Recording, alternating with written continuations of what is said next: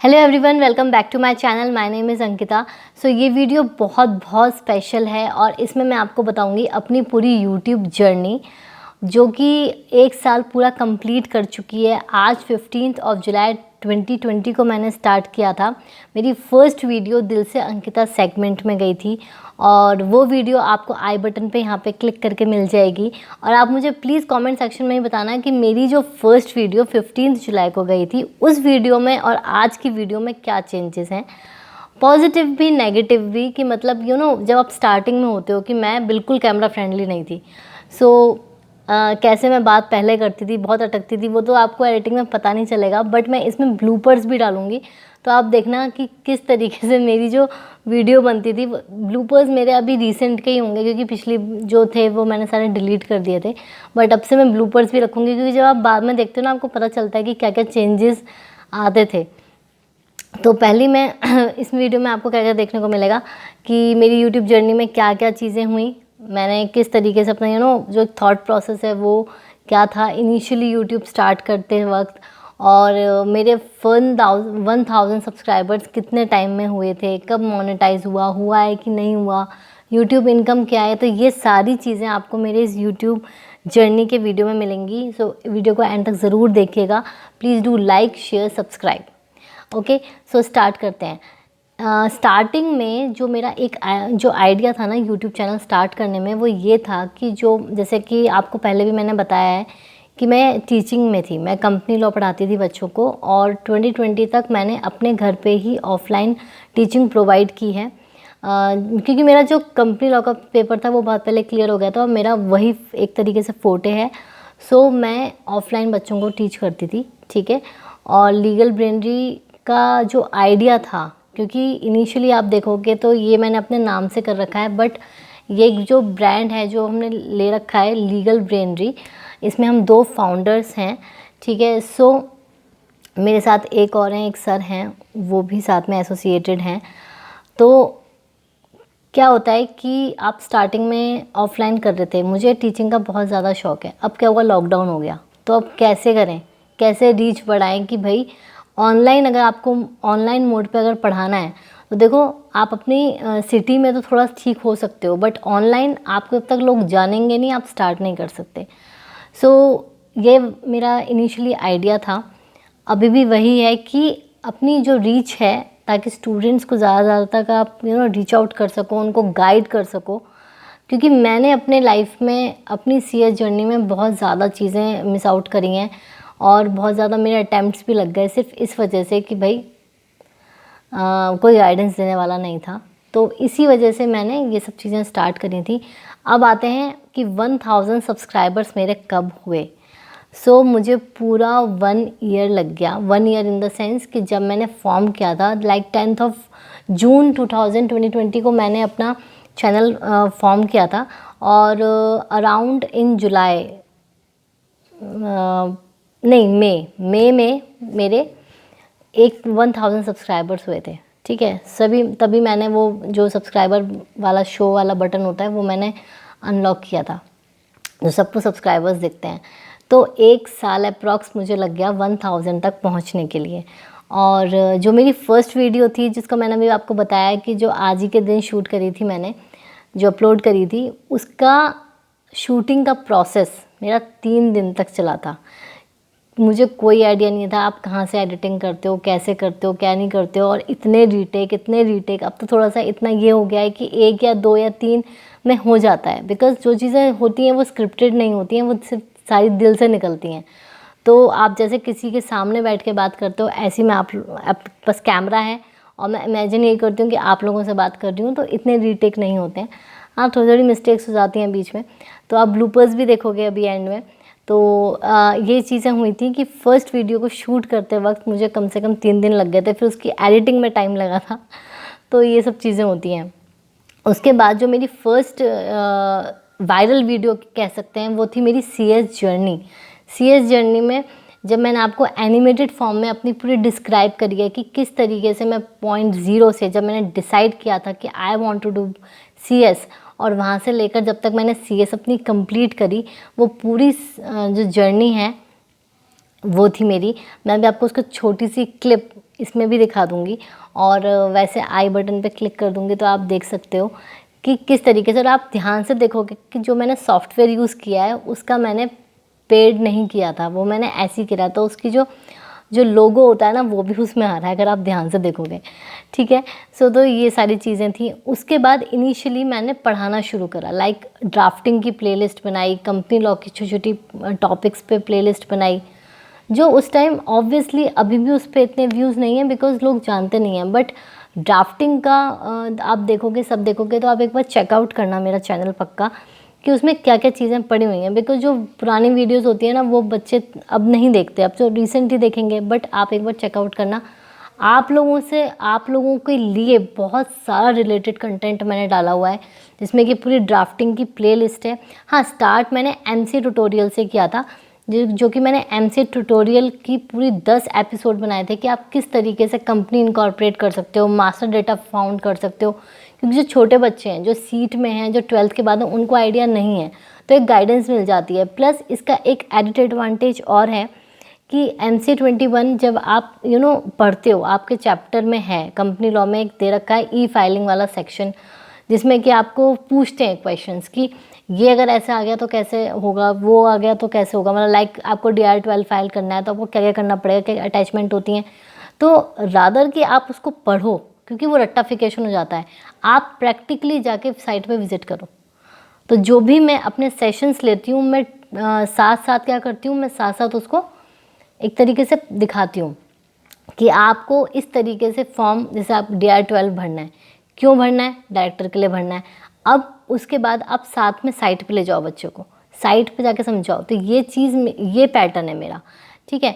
So initially मैंने studies की बहुत ज़्यादा डाली थी, फिर धीरे धीरे धीरे धीरे रीच बढ़ी। 1000 के बाद जब मैंने शो कर दिया था तो उसके बाद थोड़ा सा, और फिर मेरी जो वीडियो वायरल हुई वो हुई ऑफिस का व्लॉग। तो थैंक यू सो मच, आपने उसको इतना ज़्यादा सपोर्ट किया। उस पर 80K प्लस व्यूज़ हैं अभी, और इसी का सेकंड पार्ट अभी बहुत जल्दी अपलोड होने वाला है। So stay tuned. और आगे अब बात करते हैं कि यूट्यूब इनकम। तो भाई देखो, यूट्यूब से एज सच कोई इनकम नहीं होती। अगर कोई ऐड प्ले हो रहा है तो उस पर आपके थोड़े बहुत पॉइंट समथिंग $1 बन जाता है, बट एज सच उस पर कोई भी रेवेन्यू जनरेट नहीं होता है, ठीक है। मैं पर्टिकुलरली बात कर रही हूँ एजुकेशनल चैनल की।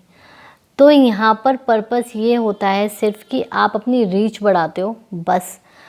Monetary wise I don't think, अभी तक तो मैंने एक्सपीरियंस नहीं किया है कि वीडियोस पे। कुछ की पॉइंट्स मैं आपको बताऊंगी। अगर आप स्टार्ट करते हो अपना यूट्यूब चैनल तो आपको क्या क्या चीज़ें ध्यान रखनी है। सबसे पहले तो कंसिस्टेंसी। मैंने स्टार्टिंग में क्या किया था ना, स्टार्टिंग में मैं कभी एक वीडियो डालती थी, मंथ में एक डाल दी, या मंथ में 2-3 डाल दी बस। मैंने एक पैटर्न फॉलो किया कि आपको 30 डेज़ तक लगातार वीडियोस डालनी है। वो मुझे बहुत बाद में समझ में आया एक्चुअली, बट 30 डेज़ तक आपको कॉन्टिन्यूसली वीडियोस डालनी है। उससे क्या होता है, और एक ही टाइम पे डालनी है। मोस्ट इम्पॉर्टेंट थिंग इज़, तो आपको जैसे पता होगा जो मेरा वीडियो अपलोड करने का टाइम है वो 6 या 6:30 है। अगर मैं कोई नॉर्मल जनरल वीडियो डालती हूँ, जैसे व्लॉग डाला था, रूम टूर डाला था, तो मैं 6 o'clock डालती हूँ, 6 PM। और अगर कोई स्ट्रैटेजी वीडियो या टीचिंग वीडियो होती है तो मैं 6:30 क्लिक करती हूँ। ये मैंने कैसे एनालाइज़ किया कि किस टाइम डालनी चाहिए। आपके यूट्यूब एनालिटिक्स में आपको दिखाता है, एनालिटिक्स में दिखाता है कि किस टाइम आपको जो रीच है, जो व्यूअर्स हैं वो देख रहे हैं, किस विंडो के बीच में देख रहे हैं। मतलब 5 to 6, 6 to, तो मेरा 6 to 11 का विंडो था, तो मैंने उसमें चूज़ किया 6 to 6:30। आप इस तरीके से कर सकते हो। तो ये चीज़ें क्या होती है ना, धीरे धीरे धीरे धीरे करते करते आती हैं, ठीक है। सो ऐसा कुछ भी नहीं है। और अगर आप मेरी एक वीडियो देखोगे, दिल से अंकिता, जो मैंने पहली वीडियो, जब मेरा यूट्यूब चैनल का कुछ भी नहीं था, मतलब मेरी फर्स्ट वीडियो शूट हो रही थी, उस टाइम भी मैंने यही चीज़ बोली थी कि आप अपने आप को कंपेयर मत करो। अगर आपका कोई भी ड्रीम है, I am not talking about YouTube, अगर आप यूट्यूब स्टार्ट कर रहे हो, बट आपका कोई भी प्रोफेशन है, कुछ भी है, देखो लाइफ में स्ट्रगल्स होती हैं, आपको हर एक पार्ट पे स्ट्रगल देखनी पड़ेगी, तभी तो ग्रो करोगे। विदाउट स्ट्रगल कैसे ग्रो करोगे? आप अपने चीज़ों से तो ट्राई एंड ट्राई, तभी तो परफेक्ट होते हो ना। तो अगर आपको आज लग रहा है कि किसी का CS दो उसमें हो गया, अटैम्प्ट में हो गया और मेरा नहीं हो रहा, मेरे इतने अटैम्प्ट लग गए, तो आगे हम ये डिसाइड कर लेते हैं, प्राइमा फेसी हम डिसाइड कर लेते हैं कि आगे भी हमारा कुछ नहीं होगा, और उसके 2 अटैम्प्ट में हो गए तो उसका बहुत अच्छा होगा। बट ऐसा सच नहीं होता है। स्ट्रगल हर फेज़ पे होती है। अगर उसका यहाँ पे क्लियर हो गया तो मे बी बाद में जाके उसको जॉब में स्ट्रगल करनी पड़े, या बाद में जाके उसको प्रमोशन में स्ट्रगल करनी पड़े। तो स्ट्रगल हर किसी के लाइफ का एक पार्ट होता है। अगर हम स्टडीज़ को हटा देते हैं, हम करियर को हटा देते हैं, तो अगर आप डेली बेसिस पे भी देखोगे तो आपको हर एक चीज़ के लिए स्ट्रगल करना पड़ता है। अब मैं यहाँ बहुत छोटा सा एग्जाम्पल कोट करूँगी। एज अ चिल्ड्रन, ठीक है, अभी आप अपनी एजुकेशन जर्नी में हो, ठीक है, अगर आपको कोई पर्टिकुलर चीज़ करनी होती है या डिसीजन लेना होता है तो आप इतने इंडिपेंडेंट नहीं हो कि आप एकदम से ले लोगे, ठीक है। उस चीज़ के लिए आपको क्या करना पड़ेगा, अपने पेरेंट्स से कंसल्ट करना पड़ेगा, और कहीं पे पेरेंट्स मान जाते हैं, कहीं पे पेरेंट्स नहीं मान जाते हैं। तो जो पेरेंट्स को कन्विंस करने की चीज़ होती है वो भी एक स्ट्रगल ही होती है, ठीक है। और ये चीज़ मैंने बहुत देखी है अपने जो मेरे जो स्टूडेंट्स हैं, जो मेरे पास रीच आउट करते हैं कि मैम ये हो रहा है, वो हो रहा है। और मैंने अपनी Q&A वीडियो में भी बोला था कि स्पेशली इन मतलब केस ऑफ गर्ल्स, एक टाइम पे, क्योंकि CS जो है थोड़ा सा टाइम ले लेता है as compare to normal graduation. But अगर आप कुछ अच्छा अचीव करने की सोच रहे हो तो फिर तो वो चीज़ भी तो टाइम भी तो रिक्वायर्ड होगा ना। अब ऐसा तो नहीं है कि ग्रेजुएशन करी और ऐसी CS हो जाए और जॉब उससे अच्छी लग जाए, ऐसा नहीं है, ठीक है। सो ये सारी चीज़ें आपको बहुत ध्यान रखनी है, ठीक है। और बिल्कुल भी डिमोटिवेट नहीं होना है अपनी लाइफ में। जो भी चीज़ हो रहा है, जैसे हमारे बड़े लोग बोलते हैं कि जो भी होता है अच्छे के लिए होता है। हमें बाद में उसकी वैल्यू समझ में आती है कि यार अच्छा ये ऐसा हुआ, बट उतना तो हमें पेशेंस ही नहीं है ना कि हम उतना देखें। सो हर चीज़ को स्टार्ट करते हुए ये मत सोचो कि अभी हो जाएगी, इट टेक्स टाइम। और यहाँ पे एक और मुहावरा है, क्या होता है, सब्र का फल मीठा होता है, ठीक है। सो इस तरीके से अपनी लाइफ में आपको अप्रोच लेके चलनी है, आपकी लाइफ बहुत इजी हो जाएगी। मैं सच बता रही हूँ, जो भी होता है अच्छे के लिए होता है। पहली चीज़, पेशेंस बहुत इम्पॉर्टेंट है, और जिसमें नहीं है वो CS सिखा देता है। मेरे केस में, मेरे में पेशेंस बिल्कुल भी नहीं था, बट CS करते करते पेशेंस आ गया। यूट्यूब में भी 1 साल लग गया। कभी कभी ऐसा होता था कि यार क्यों नहीं हो रहा है, क्यों नहीं हो रही है, उसकी वीडियो चल रही है, मेरी वीडियो नहीं चल रही है। बट आज समझ में आया, जब आप लोगों ने इतना सपोर्ट किया, सब कुछ किया, तो शायद मेरे पार्ट पे गलती थी, मैं अच्छा कंटेंट नहीं दे पा रही थी, है ना। सो अपने आप को इंट्रोस्पेक्ट करो, अपने आप को अपने से ही कंपेयर करो रादर देन किसी और से कंपेयर करने के, ठीक है। आप अपने लाइफ में, जैसे मैंने अब आपको स्टार्टिंग में बोला कि ये जो मेरी वीडियो शूट हो रही है ऑन 15th ऑफ जुलाई, और जो मैंने उस टाइम करी थी 15th ऑफ जुलाई 2020, क्या कंपैरिजन्स हैं, क्या नहीं है, और अच्छा मैं क्या इम्प्रूव कर सकती हूँ। तो अपने आप को कंपेयर करो अपने आप से ही रादर देन किसी और से, क्योंकि सबकी लाइफ अलग है, आपकी अलग है, उसकी अलग है, सबकी अलग होती है, ठीक है। सबके अपने स्ट्रगल्स होते हैं, सबकी अपनी सक्सेस होती है, वो टाइम के साथ आती है, क्योंकि भगवान ने हर किसी को एक पर्पस के लिए यहाँ पे भेजा है। बस क्या करना होता है, आपको अपना वो पर्पस ढूंढना होता है, ठीक है। That's it. और ये थी मेरी YouTube journey. I hope you like it. और मुझे तो आज बहुत खुशी हो रही है कि मेरा 1 साल अच्छे से कंप्लीट हो गया, और आगे भी आप लोगों का ऐसे ही सपोर्ट रहा तो और बच्चों तक ये चीज़ पहुंचेगी, और लोग इस चीज़ का बेनिफिट ले पाएंगे, ठीक है। So all the very best. Exams के लिए बिल्कुल पैनिक नहीं होना है, अभी भी 20-25 डेज़ लेफ्ट हैं। आप मेरी जो स्ट्रैटेजी गिवन है, स्ट्रैटेजी फॉलो करो, ठीक है। कोई चीज़ है, क्वेरी है, मैं इंस्टा पे तो सबको एक्चुअली रिप्लाई कर देती हूँ, क्योंकि वो 1-to-1 आता है। बट यूट्यूब पे जो होता है, वो अगर बहुत सारे कमेंट्स हो जाते हैं तो वो किसी का मिस भी हो सकता है। सो आप मुझे दोबारा लीगल ब्रेनरी पे कर सकते हो। लीगल ब्रेनरी मैंने यहाँ पे डिस्क्रिप्शन में दे दिया है, ठीक है। और अब आप देखो bloopers. Hello everyone, welcome back to hello everyone, welcome back to my channel. My name is Ankita. So जैसे कि आपको थंबनेल से पता चल गया होगा,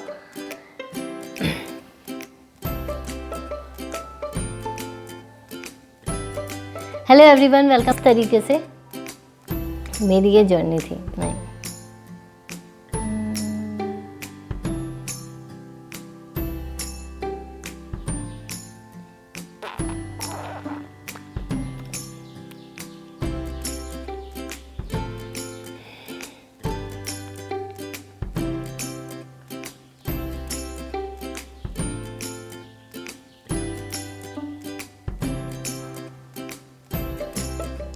अब अच्छा, कुछ की पॉइंट्स मैं आपको बताऊंगी। अगर आप स्टार्ट करते हो अपना यूट्यूब चैनल तो आपको क्या क्या चीज़ें ध्यान रखनी है। सबसे